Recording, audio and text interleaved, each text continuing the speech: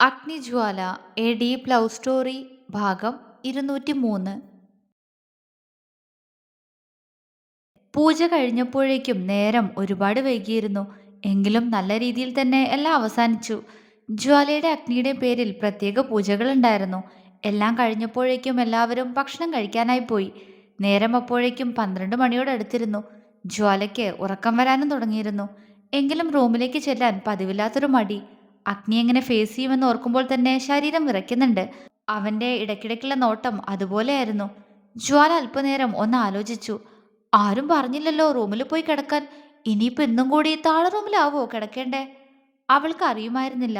എങ്കിലും അവളുടെ കാലുകൾ അങ്ങോട്ട് തന്നെ ചലിച്ചു. നീ ഇതെങ്ങോട്ടാ? അകത്തേക്ക് കയറി വരികയായിരുന്ന പൊന്നു ജ്വാല റൂമിലേക്ക് പോകുന്നത് കണ്ടുകൊണ്ട് ചോദിച്ചു. അവൾ തിരിഞ്ഞു നോക്കി. ഞാൻ റൂമിലേക്ക്? ഇന്നത്തോടെ വ്രതമൊക്കെ കഴിഞ്ഞു, നീ മുകളിലേക്ക് പൊക്കോ.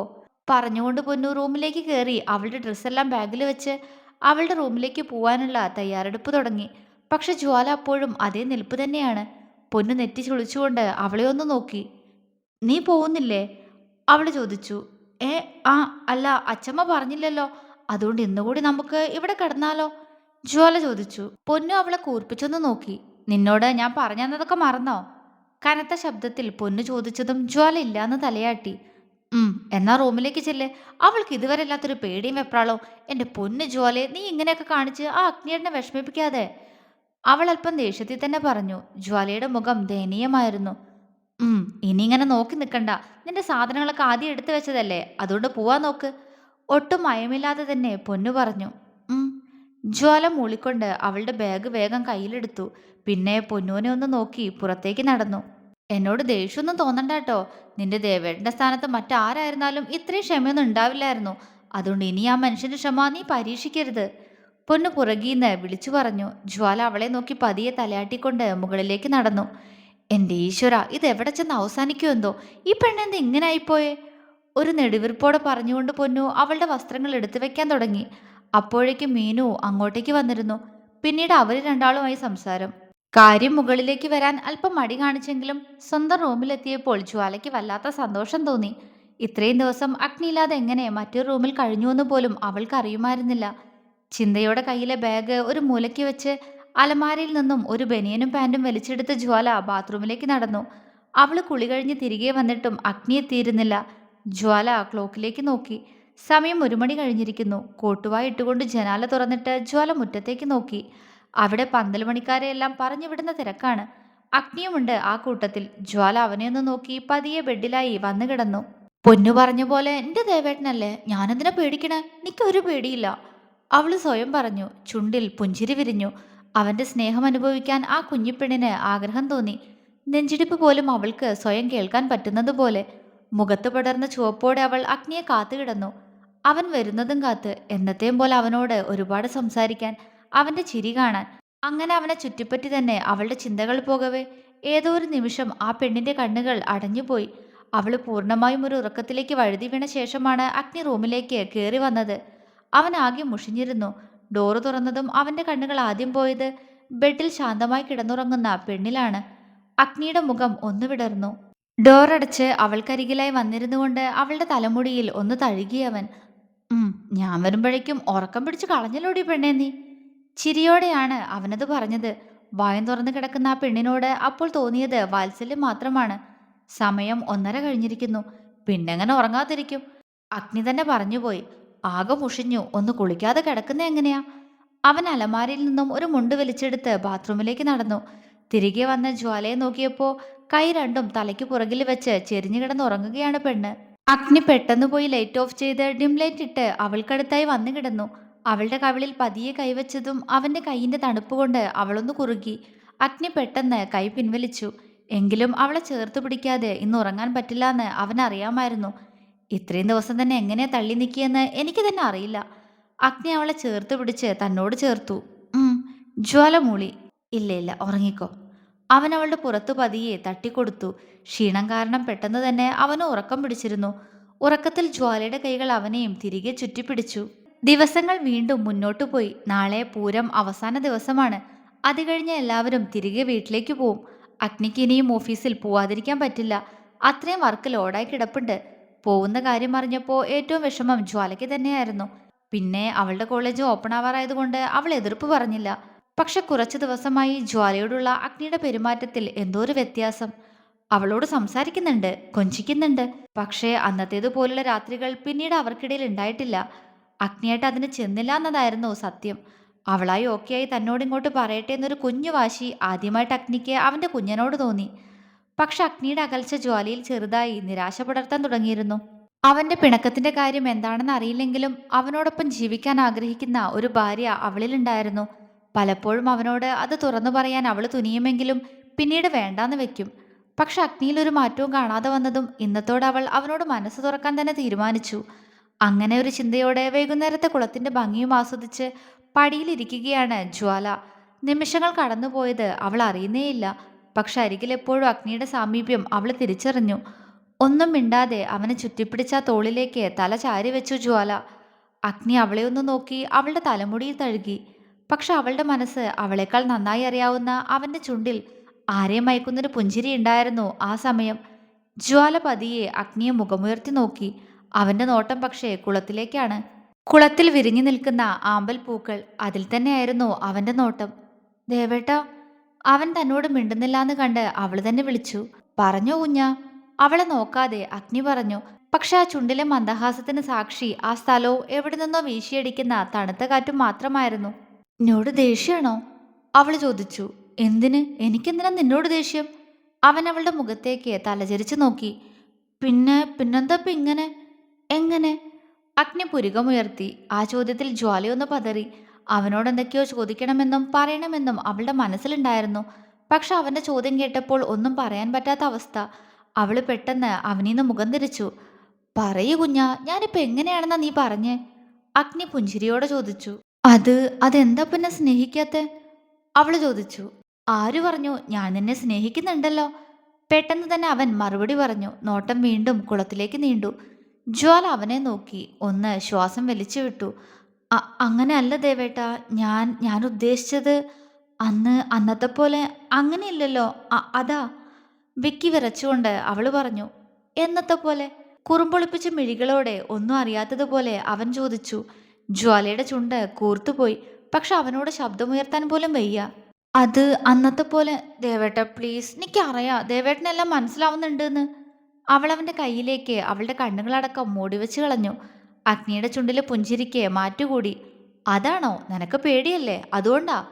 അവളെ വട്ട് കളിപ്പിച്ചത് മതിയാക്കിക്കൊണ്ട് അഗ്നി പറഞ്ഞു. അത് അതിപ്പോ പേടിയില്ല. അവളുടെ ശബ്ദം നേർത്തുപോയി. അഗ്നിക്ക് ചിരി പൊട്ടി. അതൊക്കെ വെറുതെ പറയുന്നതാ. ഒടുക്കെന്നെ പറ്റിക്കുന്നീ. അവന്റെ കവിൾ ഞൊടിയിടയിൽ വീർത്തുപോയി. ജ്വാല മുഖമുയർത്തി അവനെ നോക്കി. ഇല്ല, പറ്റിക്കില്ല, അവള് പറഞ്ഞു. ഉറപ്പാണോ? അഗ്നി ചോദിച്ചു. അവള് മൂളി. അഗ്നി പെട്ടെന്ന് അവളെ എടുത്ത് തന്റെ മടിയിലേക്ക് വെച്ചു. ജ്വാല അവനെ എതിർക്കാതെ അവന്റെ മടിയിൽ ഒതുങ്ങിയിരുന്നു. പക്ഷെ നെഞ്ചിടിപ്പ് കൂടിയിരുന്നു. അഗ്നി അവളുടെ മുഖം പിടിച്ചുയർത്തി പെട്ടെന്ന് ആ ആദരം ഒന്ന് സ്വന്തമാക്കി. അവൾ അവനോട് ചേർന്നിരുന്നു. ജ്വാല അവന്റെ തലമുടിയിലൂടെ കൈകടത്തി അവന്റെ ചുണ്ടുകളെ തന്റെ പല്ലാൽ കടിച്ചെടുത്ത് നുകരുമ്പോൾ ഇനിയും ഇങ്ങനൊരു അകൽച്ച പറ്റില്ലാന്ന് അവളുടെ ഹൃദയം മൗനമായി അവനോട് പറഞ്ഞു. ചുണ്ടും നാവും കടന്ന് മുന്നോട്ടു പോകുന്ന നൂലിഴ പോലും ഒന്നായി കലർന്നതുപോലൊരു ചുംബനം. കുളത്തിൽ നിന്നുള്ള വെള്ളത്തിന്റെ തണുപ്പ് ദേഹത്തേക്കും ഒരു കുളിരായി പടർന്നു കയറുന്നതുപോലെ. ഏറെ നേരത്തിന് ശേഷം കിതച്ചുകൊണ്ട് ജ്വാല തന്നെയാണ് ആ ചുംബനം അവസാനിപ്പിച്ചുകൊണ്ട് അവനീന്ന് അകന്നു മാറിയത്. അഗ്നി ഒരു നറുചിരിയോടെ അവളെ നെഞ്ചിലേക്ക് ചേർത്തിരുത്തി ആ മുഖത്തേക്ക് നോക്കി. പെണ്ണിന്റെ മുഖം ആകെ ചുവന്നിരിപ്പാണ്. അത് കണ്ടതും അവനൊന്ന് പുഞ്ചിരിച്ചു. നിനക്കല്പം സമയം തന്നതാ ഞാൻ, അല്ലാതെ നിന്നോട് എനിക്ക് എന്തിനാ കുഞ്ഞാ ദേഷ്യം? പ്രണയത്തോടെ അഗ്നി ചോദിച്ചതും ജ്വാലയുടെ കണ്ണുകൾ തിളങ്ങി. ഇപ്പൊ എനിക്ക് മനസ്സിലാവുന്നുണ്ട് ദേവേട്ട, എനിക്കും ദേവേട്ടന്റെ സ്നേഹം വേണമെന്ന് തോന്നുക, അവള് പറഞ്ഞു. അങ്ങനെ സ്നേഹിക്കണമെന്ന് എനിക്ക് തോന്നുന്നു. അവന്റെ കൈകൾ അവളിൽ മുറുകി. ജ്വാലയുടെ കണ്ണുകൾ പിടച്ചു. പക്ഷെ ഇനി ഒരിക്കൽ കൂടി തോറ്റുകൊണ്ട് പിന്മാറാൻ ഞാൻ തയ്യാറല്ല കുഞ്ഞാ. അതുകൊണ്ട് അവൻ പറഞ്ഞു വന്നത് പാതിയിൽ നിർത്തി. അതുകൊണ്ട്? അവള് ചോദിച്ചു. അതുകൊണ്ട് ഇനി ഇവിടെന്ന് ഞാനൊന്നിനുമില്ല. പഴയ തറവാട് വീടാ. നീ ഇപ്പൊ ഇങ്ങനെയൊക്കെ പറയെങ്കിലും കാര്യത്തോട് അടുക്കുമ്പോ നിനക്ക് കരച്ചില്ല. ആരെങ്കിലും കേൾക്കും. അതുകൊണ്ട് ഞാനില്ലേ? അവൻ അവളുടെ മൂക്കിൽ പിടിച്ചൊന്ന് വലിച്ചു. ജ്വാല സംശയത്തോടെ അവനെ നോക്കി. നിന്റെ കോളേജ് തുറക്കാൻ ഇനി കുറച്ചു ദിവസം കൂടിയില്ലേ? അവൾ ഉണ്ടെന്ന് മൂളി. അഗ്നിയും ഒന്ന് മൂളി. എന്തേ? ജ്വാല ചോദിച്ചു. അത് നമ്മൾ മറ്റന്നാൾ ഇവിടുന്ന് പോവും. അവൻ പറഞ്ഞതും അവൾ ശരിയെന്ന് തലയാട്ടി. പക്ഷെ ഞാനും നീയും പോകുന്നത് കൗസ്തുഭത്തിലേക്കല്ല. അവന്റെ കണ്ണുകളിൽ വല്ലാത്തൊരു തിളക്കം. പിന്നെ? ജ്വാലയ്ക്ക് മനസ്സിലായില്ല. നിന്റെ തറവാട്ടിലേക്കാ, മംഗലത്തേക്ക്. അവിടെ ഞാനും നീയും മാത്രമായിട്ട് കുറച്ചു ദിവസം. അഗ്നി അവളുടെ കണ്ണിലേക്ക് തന്നെ നോട്ടമെയ്തു. ജ്വാലയുടെ മിഴികൾ വിടർന്നു. അവിടെ വെച്ച് എന്റെ പ്രണയം നിനക്ക് ഞാൻ പകർന്നു നൽകും. അന്ന് പക്ഷെ ഇതുവരെ നീ കണ്ടതുപോലെ ആയിരിക്കില്ല നിന്റെ ദേവേട്ടൻ. ഒരുപക്ഷെ നിന്റെ കണ്ണീര് പോലും ഞാൻ കണ്ടില്ലാന്ന് വരും. അവൻ അവളുടെ നെറ്റിയിൽ ചുംബിച്ചുകൊണ്ട് പറഞ്ഞു. ജ്വാല വിറയലോട് അവന്റെ നെഞ്ചിലേക്ക് മുഖം പൂഴ്ത്തിയിരുന്നു. കണ്ണുകൾ ഇറുക്കി അടയ്ക്കുമ്പോഴും ആ ചുണ്ടിൽ ഒരു ചിരിയുണ്ടായിരുന്നു. പതിയ പുഞ്ചിരി അഗ്നിയിലേക്കും പടർന്നു. ഏറെ നേരം അവരാ കുളപ്പടവിലിരുന്നു. എപ്പോഴോ ചുണ്ടുകൾ തമ്മിൽ പിന്നെയും ചേർന്നു. ശ്വാസങ്ങൾ തമ്മിൽ ഇടകലർന്നു. അവനെ എതിർക്കാതെ അവളും, അവളെ എതിർക്കാതെ അവനും മാത്രമായി. മീനൂട്ടിയും വ്യാസും തമ്മില് ഇഷ്ടത്തിലാണെന്നോ? മായയും സുരേഷും അമ്പരപ്പോടെ മോഹനൻ ചിത്തുവിനെ നോക്കിക്കൊണ്ട് ചോദിച്ചു. വ്യാസിന്റെ മീനുവിന്റെ കാര്യം എല്ലാവർക്കും മുന്നിൽ അവതരിപ്പിക്കുകയായിരുന്നു ചിത്തു, മോഹനും, വനജയും ചന്ദ്രനും കൂടി. വ്യാസ് കുറേ ദിവസമായി ഈ കാര്യം എല്ലാവരോടും പറയാൻ തീരുമാനിച്ചിട്ട്. പക്ഷെ മുതിർന്നവർ പറയട്ടെ എന്ന് പറഞ്ഞ് അഗ്നിയാണ് അവനെ പിന്തിരിപ്പിച്ചത്. ഈയൊരു കാര്യത്തിൽ അങ്ങനെയാണ് നല്ലതെന്ന് അഗ്നിക്ക് തോന്നി. വസുന്ധരയും മിനിയും ഋഷിയും മനുവും മാനസിയും ശ്രീജയും മധുവും രേഖയുമെല്ലാം അവർ പറയുന്നത് കേട്ട് കണ്ണുമിഴിച്ച് നിൽക്കുന്നുണ്ട്. പക്ഷെ അഗ്നിയും ജ്വാലയും പൊന്നു അപ്പു എല്ലാം എല്ലാവരുടെയും തീരുമാനം എന്താവുമെന്ന് അറിയാനുള്ള ആകാംക്ഷയിലാണ്. ഇത്രയും ദിവസത്തിനിടയ്ക്ക് ഒരിക്കൽ പോലും തറവാട്ടിലുള്ള ആർക്കും ഇരുവർക്കും ഇടയിൽ ഇങ്ങനെ ഒരു ഇഷ്ടമുള്ളതായി തോന്നിയിട്ടില്ല. വ്യാസ് അത്രയും പക്വതയോടുള്ള പെരുമാറ്റമായിരുന്നു. മായയ്ക്ക് ഈ കാര്യം കേട്ടപ്പോൾ തന്നെ മനസ്സ് നിറഞ്ഞു. കാരണം വ്യാസിനെ ഈ ദിവസങ്ങൾ കൊണ്ട് അവർക്കും ഒരുപാട് ഇഷ്ടമായിരുന്നു. സുരേഷിനെ നോക്കിയപ്പോൾ അയാളുടെ മുഖത്തും ഒരു പുഞ്ചിരിയുണ്ട്. ഇരുവരും മീനുവിനെയും വ്യാസിനെയും ഒന്ന് നോക്കി. രണ്ടുപേരും രണ്ടു തൂണിലായി ചാരി നിൽക്കുകയാണ്. മീനു അല്പം ടെൻഷനിലാണ്. കൈകൾ പരസ്പരം കോർക്കഴിക്കുകയൊക്കെ ചെയ്യുന്നുണ്ട് പെണ്ണ്. പക്ഷെ വ്യാസിന്റെ മുഖം തീർത്തും ശാന്തമായിരുന്നു. മീനൂട്ടി, വസുന്ധര വിളിച്ചു. അമ്മമ്മ, പതിഞ്ഞ അവളുടെ ശബ്ദം. അത് കേട്ട് എല്ലാവർക്കും ചിരിയാണ് വന്നത്. കുറുമ്പിയായി നടന്നവൾ എത്ര പെട്ടെന്നാ ഒതുങ്ങിപ്പോയെ. അഗ്നി ജ്വാലയെ നോക്കിയപ്പോൾ അവളും അടുത്തിരുന്ന് പൊന്നു വാപുത്തി ചിരിക്കുന്നുണ്ട്. അപ്പുവിന്റെ അവസ്ഥ അതൊക്കെ തന്നെ. ഈ പെണ്ണ് ഇത്രയും ഡീസന്റ് ആണോ എന്ന ഭാവമാണ് അപ്പുവിൽ. മീനൂട്ടി, ഇവരൊക്കെ പറഞ്ഞത് ഉള്ളതാണോ? വസുന്ധര ചോദിച്ചു. അതെ അമ്മമ്മേ, എനിക്ക് വ്യാസേട്ടന് ഇഷ്ടാ. ഞങ്ങളുടെ വിവാഹം നടത്തി തരണം. അവള് പറഞ്ഞതും മായയും സുരേഷും അവളെ വാപൊളിച്ചു നോക്കി. വിവാഹോ? അപ്പോ അതുവരെയൊക്കെ എത്തിയോ കാര്യങ്ങള്? ഇഷ്ടാണെന്നത് ഓക്കെ, പക്ഷേ എടുപിടിന്ന് വിവാഹമൊക്കെ വേണമെന്ന് പറഞ്ഞാ എങ്ങനെയാ? മായ കുറുമ്പോടെ ചോദിക്കുന്നുണ്ട്. മീനു കവിള് വീർപ്പിച്ചുകൊണ്ട് മായയുടെയും സുരേഷിന്റെ നടുക്കായി വന്നിരുന്നു. ഈ വ്യാസേട്ടൻ എന്നെ കൊണ്ട് കുറെ പിറകെ നടത്തിച്ചതാ അച്ഛാ. ഇപ്പോഴൊന്ന് ഇഷ്ടാണെന്നെങ്കിലും പറഞ്ഞ്. അതുകൊണ്ട് ഇനിയും നീട്ടിക്കൊണ്ടു പോയാൽ ചിലപ്പോ ഒന്നും നടക്കില്ല. അതുകൊണ്ട് പിടിച്ച പിടിയാൽ അങ്ങേരെ അങ്ങോട്ട് കെട്ടിയേക്കാ. കുറുമ്പോടെ കണ്ണിറുക്കിക്കൊണ്ട് അവള് പറഞ്ഞതും എല്ലാവരും ചിരിച്ചുപോയി. അമ്പടി, അപ്പൊ അതുവരെയൊക്കെ ആയി. മാനസിയും ശ്രീജയും അവളെ കളിയാക്കി. വ്യാസിന്റെ പ്രണയത്തോടെയുള്ള നോട്ടം മീനുവിനെ തേടിയെത്തി. അവളും അവനെ കണ്ണിമയ്ക്കാതെ നോക്കി. വ്യാസ്, നിനക്കെന്തെങ്കിലും പറയാനുണ്ടെങ്കിൽ പറഞ്ഞോ. അഗ്നി പറഞ്ഞു. വ്യാസ് പതിയെ ചർച്ച നടക്കുന്നതിനിടയിൽ പോയി ഒത്ത നടുക്കായി നിന്നു. എൻ്റെ ജീവിതം എൻ്റെ അച്ഛനും അമ്മയും അനിയത്തി അടങ്ങുന്നതായിരുന്നു. അതിനിടയിലേക്ക് എപ്പോഴോ മീനൂട്ടിയും കടന്നു വന്നു. എനിക്ക് ഇഷ്ടം ഇവളെ. ഇന്നെൻ്റെ അനിയത്തി കൂടി ഭൂമിയിലുണ്ടായിരുന്നെങ്കിൽ ഞങ്ങളുടെ രണ്ടാളുടെയും വിവാഹം കാണാനായി ഒരുപാട് ആഗ്രഹിക്കുന്നവള് അവളായിരുന്നേനെ. പക്ഷെ അവളിന്നില്ല. പറഞ്ഞു വന്നപ്പോൾ അവൻ്റെ ശബ്ദമിടറി. ചന്ദ്രൻ്റെയും വനജയുടെയും കണ്ണുകൾ നിറഞ്ഞു. വ്യാസ്, അഗ്നി വിളിച്ചു. കണ്ണുകൾ തുടച്ചവനെ നോക്കിയൊന്ന് പുഞ്ചിരിച്ചു വ്യാസ്. ഇല്ല, ഒന്നുമില്ലടാ. പെട്ടെന്ന് അവളുടെ കാര്യം പറഞ്ഞപ്പോൾ അവനൊന്ന് ശ്വാസം വിട്ടു. ഏട്ടാ, ജ്വാല സങ്കടത്തോടെ വിളിച്ചു.